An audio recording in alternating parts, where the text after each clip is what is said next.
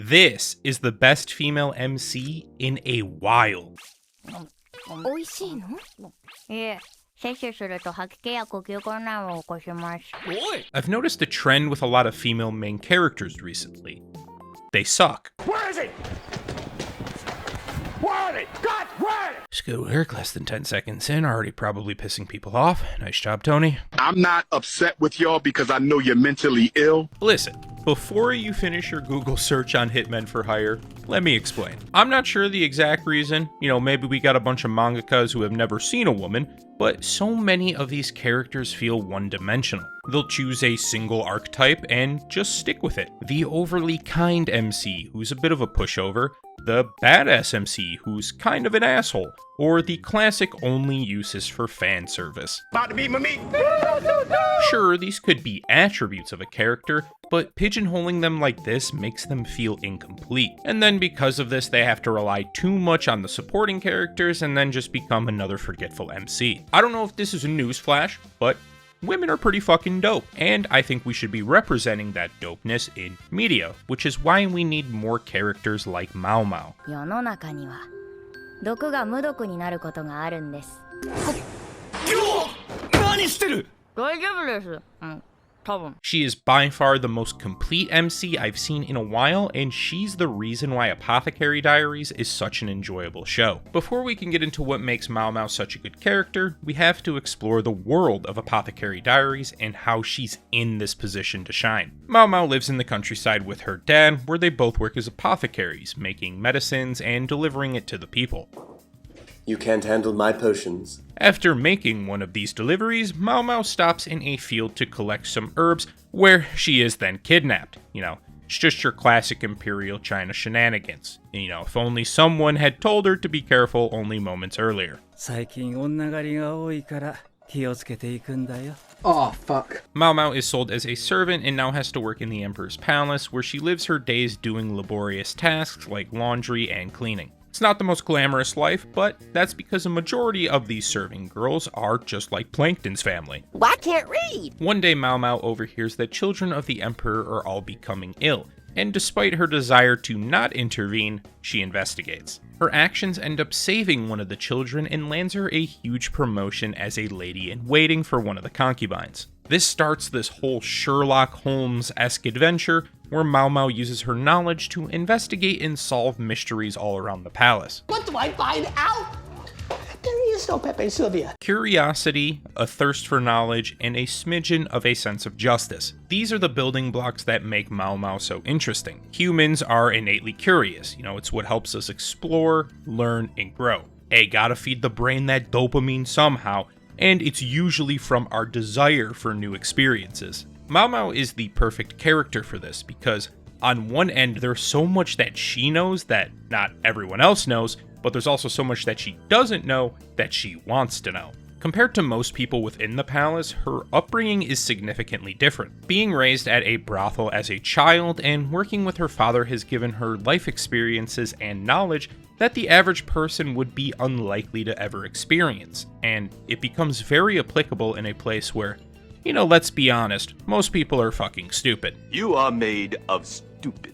Most practitioners of medicine around this time seem to only have very surface level knowledge, so Maomao's almost masochistic love for medicine, poison, and drugs becomes invaluable. Oh, what a beautiful bouquet of flowers you received.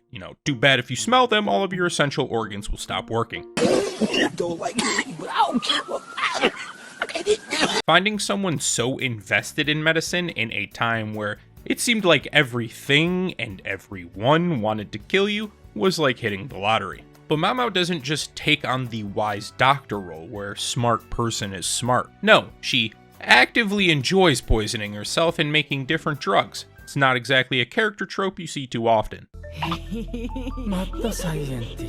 And listen, my personal experiences with medicine in Imperial China are limited, but it at least seems like the illnesses and their remedies are historically accurate. Plants like rhododendrons have petals that are poisonous, but there could be other plants that have poison embedded in the roots. and certain liquid combinations could be made poisonous to some, but fine for others. And of course, food tasters were needed because with every person in power, there were surely people who wanted them not in power. It just doesn't usually happen where we have a person who is kind of hoping they get poisoned. A normal person might hear all of these things happening within the palace and just consider it as noise, but as soon as Maomao gets a hold of it, her curiosity takes over and she has to find the answer, which honestly just makes for a better viewing experience. Maomao's knowledge of medicine is obviously massive, but what might be better than that medicinal knowledge is her people knowledge. Like I said earlier, she has a very unique experience of growing up around a brothel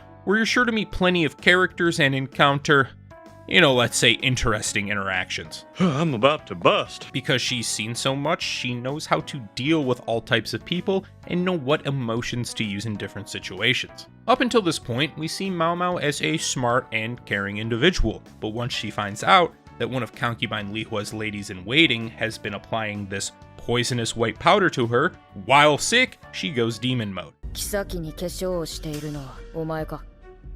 そうよ。そうか。 Alright, front hand.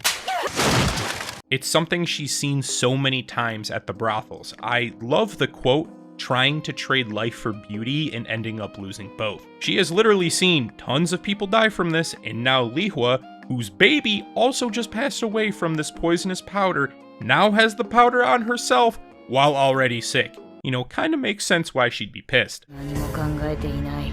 自分が一番正しいと思って。誰が自分のガキ殺した毒を喜ぶんだよ! There are no thoughts in your head is an absolute savage line, but it's clear the ladies didn't understand the severity of the situation. If Maomao didn't stand up and continued to just let them all act like idiots, Li Hua surely would have died. I 100% was not expecting a reaction like this, but come on, we were all thinking it. Like, damn, this chick is literally so stupid, I wish someone would just smack the shit out of her. While Maomao knows when to speak up, she also knows when it's better to be quiet. Early on in her stay, she investigates a spirit that is appearing at night, and that spirit ends up being another concubine, Fuyo. She puts all of these different pieces together, leading to the fact that Fuyo was intentionally trying to not win favor from the Emperor, so he would never touch her. Don't touch me! All I'm saying is, I ain't never seen Michael Jackson fail a moonwalk. If she was that good of a dancer, she more than likely wouldn't mess up. But God forbid we have actually someone who wants to be with the person they love, and not the 15th mistress of the Emperor. Even after collecting this information, everything that Maomao reports, she makes sure to say it's pure speculation, and even leaves out a particular case she's experienced before. It's not until Fuyo is about to leave the palace and Maomao is alone with concubine Gyokyo that she reveals the other story. 無事の帰還を祈っていたのでしょう。あくまで推測ですが。 She told everyone of the sleepwalking concubine who didn't want to get sold to the old merchant, but didn't tell the one where the same experience happened. But sleepwalking this time was used as a way to lower the courtesan's price, so the person she actually wanted to be with could afford her. She chose to withhold this information because 1, she wasn't 100% certain, and 2, who knows what would have happened if a higher up was relayed that info. Even if Maomao was completely wrong, why be a fucking narc in trying to ruin somebody's happiness? The better question is, are you a narc? Another trait of Maomao I was really surprised to see was her emotional maturity. Any kind of maturity seems kind of rare in anime nowadays, but to have an 18-year-old go through what Maomao has and remain calm and rational in most instances was refreshing to see.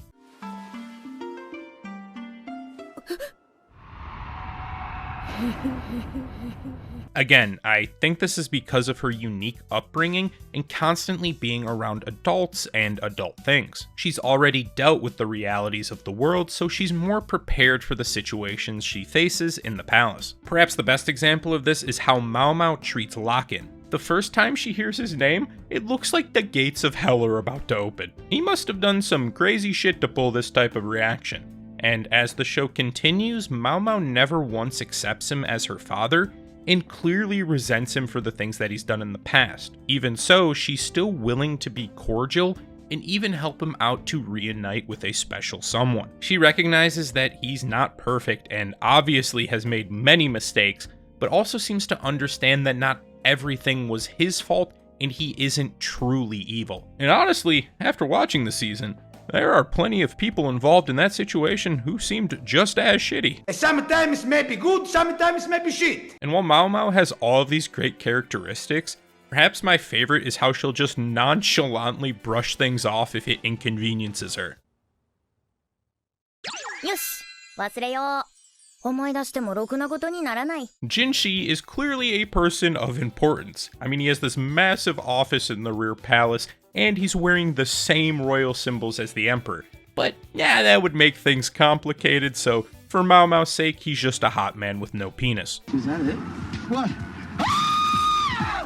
That's my dick! It's a hilarious dynamic how someone who's usually so thorough with these investigations would choose to push aside possibly the wildest case in the entire palace. Just like me in the IRS. Clearly a real entity with immense power, but I ain't paid taxes in 12 years, not gonna start now. Whatever roundabout methods Maomao uses, she always finds an answer, but she's never alone. The willingness of other characters to help and assist her, no matter how small, shows the impact she's made within the palace. Her knowledge, people skills, and willingness to help brings out the best in the people around her and makes her one of the most complete female MCs I've ever seen. Apothecary Diaries is filled with so many unique characters from different walks of life, and not everyone's situation is the same. I was genuinely excited each week for what mystery we were going to solve, or what person was going to be cured from illness. The show has great colors, animation, and music, but it's Maomao who's truly the star of the show. If you had a chance to watch Apothecary Diaries, let me know what you thought about it in the comments and tell me some of your favorite female MCs. If you enjoyed, make sure to drop a like and subscribe. Thank you again to everyone who has supported me, and I hope to talk to you very soon.